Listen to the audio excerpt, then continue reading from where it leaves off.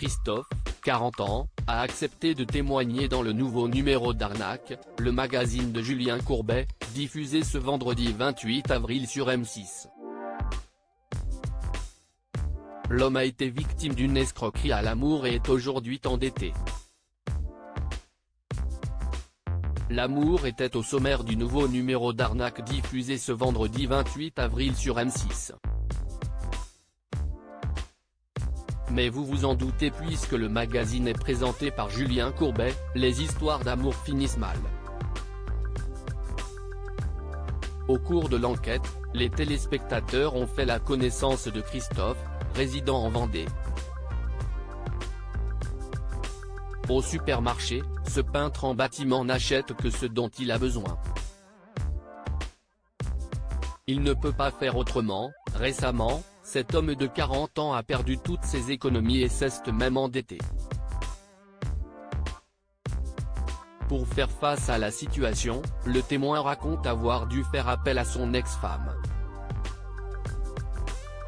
Elle m'a prêté 250 €. Elle a payé mon loyer à 750 €. Et elle a fait des courses pour 200 €. Ce mois-ci, elle m'a un peu sauvé la vie, confie-t-il. Que s'est-il passé pour qu'il en arrive à une telle situation? Un homme de 40 ans, victime d'une fraude à l'amour, témoigne dans Arnaque sur M6. 3 mois plus tôt, une inconnue commence à écrire des commentaires sous les photos de Christophe publiées sur Instagram. On avait des points communs, elle aime bien la nourriture, elle aime bien la nature. Et puis elle était mignonne, donc ça pouvait être intéressant, se souvient-il. Cette femme se fait appeler Tina, une chinoise de 32 ans et se présente comme récemment divorcée, propriétaire d'une boutique de luxe à Hong Kong. La première chose que je me suis dite, c'est que c'était probablement une arnaque parce qu'elle vit à l'autre bout du monde et que ça arrive très rarement qu'on vienne me contacter sans que l'on se connaisse. J'étais méfiant tout de suite. Au début, je voyais ça un peu comme un jeu, et après, je me suis laissé prendre, décrit-il. C'est à ce moment que le piège se referme sur lui.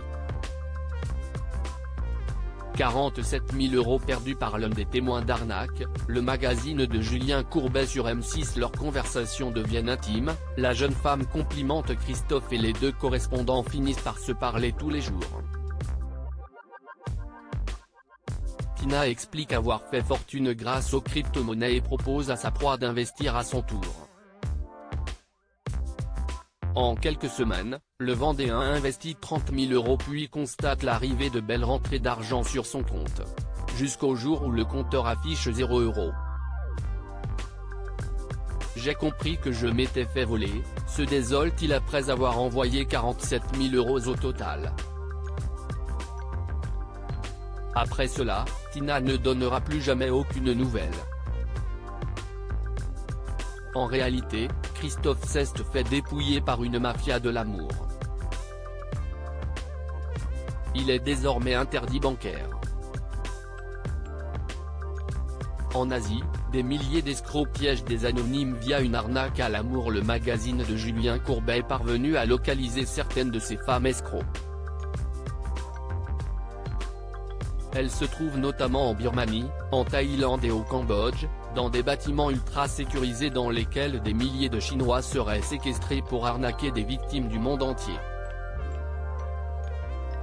Des hommes armés contrôlent les entrées, sécurisés par des caméras et des barbelés.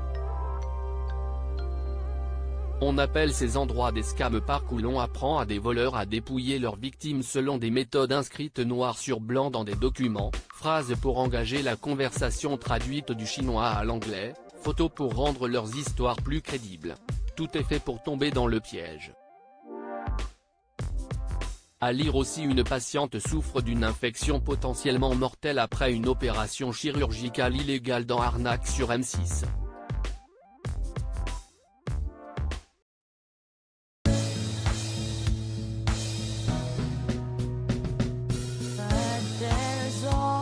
Sometimes through the rough times I